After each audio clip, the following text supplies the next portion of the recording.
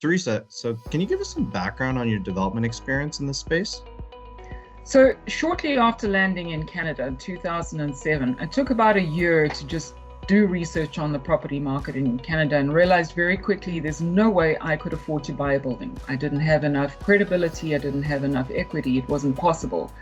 But it was ironic that the more I did the math, the more I realized that the only way to actually do it was to reach a certain economy of scale. In other words, a minimum of 20 units, which basically projected me straight out of trying to look at single family homes into doing multi-residential, because that's where the math came from. And just to give you a little more background, I come from a math background, and I come from structured finance back in Africa.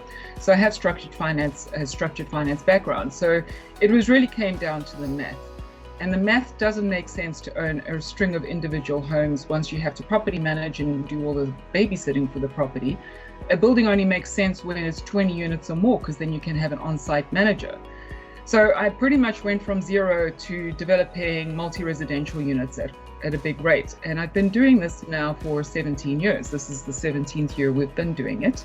But I didn't have the money to get into the pool with the big guys in Toronto. I simply as an immigrant wasn't capable of getting into that game. So I started looking at the small communities where the pressure was equally as bad, because as much as we needed housing downtown, we need housing all over Ontario. The whole of Ontario is severely short of housing. So it made more sense for me to go into property markets where the property was far more affordable. I could get second notes or VTB notes on the properties.